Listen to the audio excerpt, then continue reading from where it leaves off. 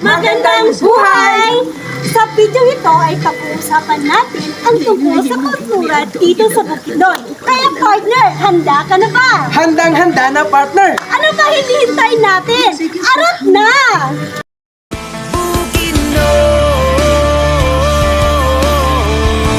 Sabay-sabay nating tuklasin at alamin ang kultura dito sa Bukidnon. Tara na! Katangian at kultura ng mga tao sa Bukidnon. Ang mga taga-Bukidnon ay isa sa mga konserbatibong mga tao sa timog na parte ng Pilipinas, lalo na sa kanilang mga tradisyon. Ang probinsya ay binubuo ng iba't ibang mga tribo at katutubo.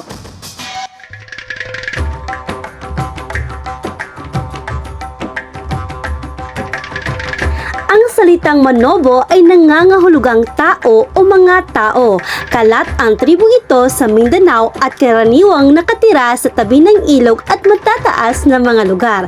Dito sa Bukidnon, ang mga Manobo ay matatagpuan sa kanlurang bahagi nito. Sila ay makikilala sa kanilang tradisyon at masining na pananamit.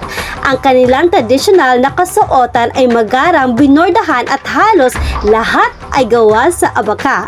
Ito ay kinukulayan gamit ang mga natural na pangkulay. Kadalasan ito ay nahabi ng may mga disenyo ng mga bulaklak at mga bagay sa kalikasan. Higaunon. Isa sila sa 7 mga tribong naninirahan sa Bukidnon. Sila ay kilala dahil sa kanilang mapayapang kultura at pamumuhay. Sa kasalukuyan, karamihan sa mga miyembro ng tribong ito ay naimpluwensyahan ng Kristyanismo. Ngunit ang mga tradisyonal na kaugalian ng kanilang tribo ay ginagawa pa rin nila. Tulad ng sinaunang ritual na kilala sa tawag na Tampudas ho Balaguno.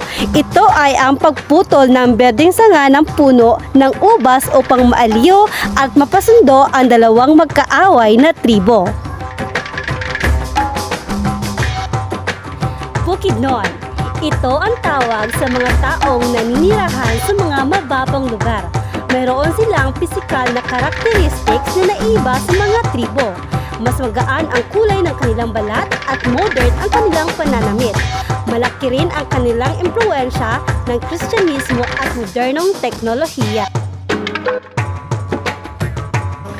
Matigsalog o matigsalogs. Sila ang mga taong naninirahan sa Salog River na matatagpuan sa Kalagangan, San Fernando, Bukidnon.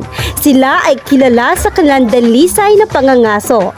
Sa kabila nito, pagsasaka at pangingisda ang pangunahing pamumuhay ng mga taong ito. Kayumanggi ang kulay ng kanilang balat at kulot ang kanilang mga buhok. Talaandig. Sila ay matatagpuan sa hilagang parte ng Cotabato. Pinapangkatila ang kanilang mga sarili sa iba't ibang mga angkan na pinamumunuan ng isang dato. Ang dato ang namumuno sa tribo at kasama ang konseho. Binubuo nila ang timuay o ang pinakamataas na posisyon ng kanilang lipunan. Ang iba pang 4 na parte ng konseho ay ang walian o shaman. Ito ay ang spiritual na mga pinuno, mandirigma at mga commoner. Ang mga talaandig ay sumasagawa din ng mga panalangin at ritual tulad ng samayaan. Ito ay isang pagdiriwang ng pasasalamat. Ang mga Tiguahanons. Sila ay nakatira sa tabi ng Tigua River at sa Tigua Salog Valley. Ang mga Tiguahanons ay mga maingay na mga tao at kilala bilang mga ngalakal sa 7 tribo. Ang mga Umayamon. Sila ay ang mga nomade kaya ang walang permanenteng tirahan ng mga taga-Bukidnon. Ang mga taong ito ay karaniwang makikita sa agusan ng Umayan River. Dito nanggaling ang kanilang pangalan. Ang mga Umayamnon ay mahuhusay gumawa ng kwintas at mga tansong hiyas. Sila ay mga tahimik na tao, makinis ang balat at kadalasang sumusuot ng turban na tumatakip sa kanilang buhok. Ner, alam mo ba ang mga kultura sa Bukidnon? Kultura? Ano bang kultura sa Bukidnon?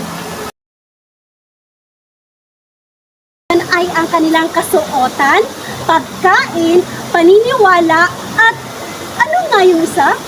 Kabuhayan, partner. Kabuhayan, partner. Sa puntong ito, ay yan ang ating tatalakayin. Kaya, Tara na! ang Kaamulan Festival.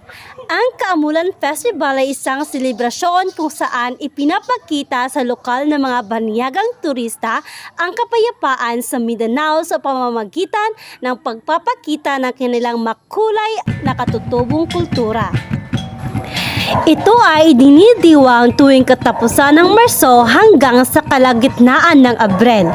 Ito rin ay isang pagdiriwang upang bigyang kagalakan ang mga tradisyon sa 7 etniko tulad ng pagpili ng bagong mga datos, pagbubuo ng kasunduan at kapayapaan at paggawa ng 1,000 mga ritual ng mga tribo. Gayon din, ito ay isang tanghala ng kanilang iba't ibang katutubong laro, sining, musika at mga sayaw. Pero higit sa lahat, ito ay ang pagdiriwang ng pagpapasalamat sa magbabaya o ang kanilang Diyos para sa masaganang ani. At ngayon, dumako naman tayo sa wika, panitikan, pamumuhay at ekonomiya, paniniwala, kilalang lugar at kilalang pagkain dito sa Bukidnon.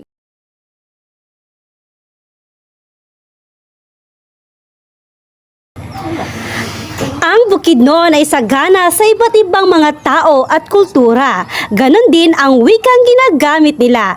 Dito, mas madalas ginagamit ang wikang Cebuano kaysa wikang Binukid na pumapangalawa lamang at pumapangatlo naman ang wikang Ingles.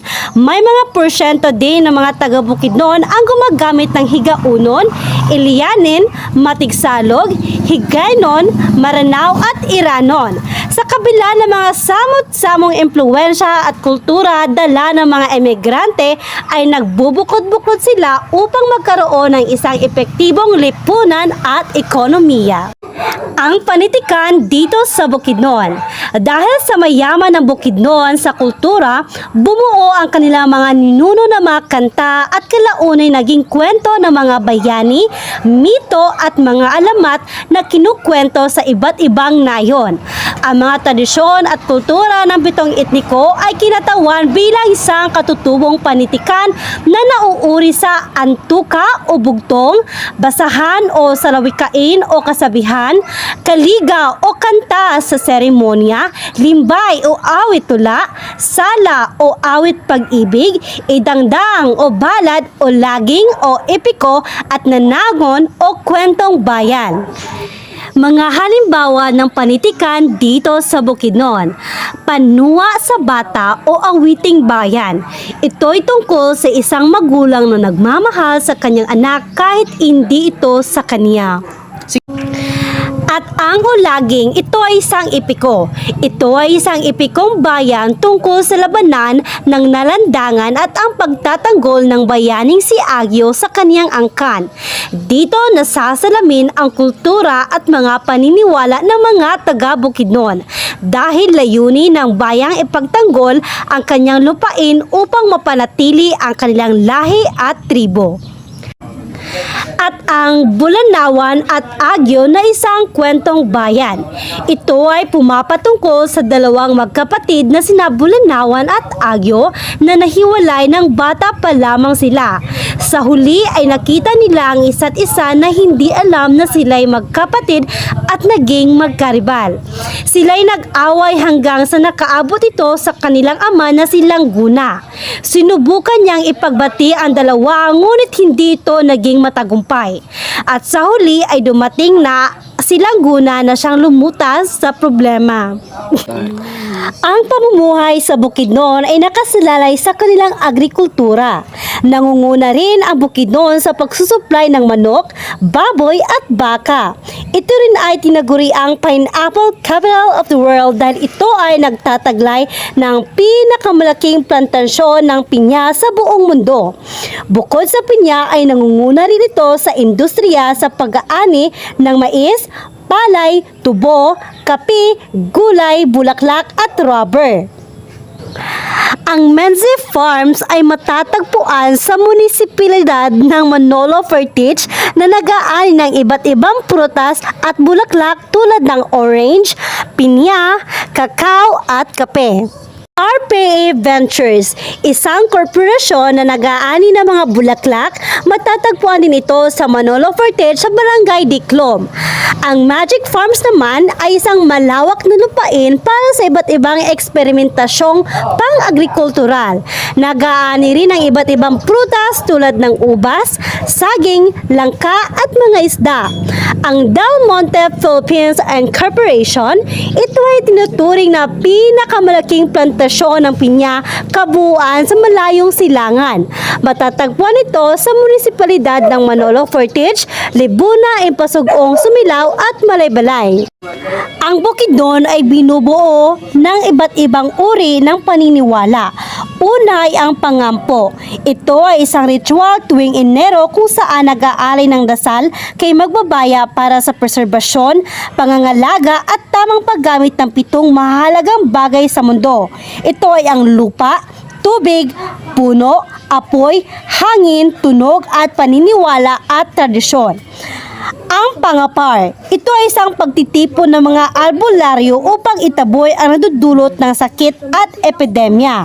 Panlang, isang dasal para sa mga anak na ina. Ang probinsya ng Bukidnon ay kilala sa kanilang mga berdeng bukid at tanawin. Ang Mount Kitanglad, ito ay isang hindi aktibong bulkan na matatagpuan sa Valencia, Bukidnon, probinsya ng Mindanao. Lake Apo, isa sa mga popular na destinasyon sa Valencia, Bukidnon. Overview Park, ito ay matatagpuan sa Kitaw-Taw, Bukidnon. Alalom Falls, ito ay matatagpuan sa Sari Highway, Sumilao, Bukidnon. At ang Mount Dulang-Dulang, ito ay matatagpuan sa Lantapan, Bukidnon. Ang Bukidnon, ang highlight paradise na kilala rin bilang food basket ng Mindanao at pineapple capital ng Asia. Bukod dito, ang mga sumusunod ay ilan sa mga kilalang pagkain ng lugar. Una, binake. Ito ay gawa sa giniling na mais, gatas at asukal. Ang dragon fruit, ito ay edible cactus fruit na pinagmamalaki ng probinsya. At ang sweet corn, ang Bukidnon ay kilala rin sa malaking taniman ng mga sweet corn.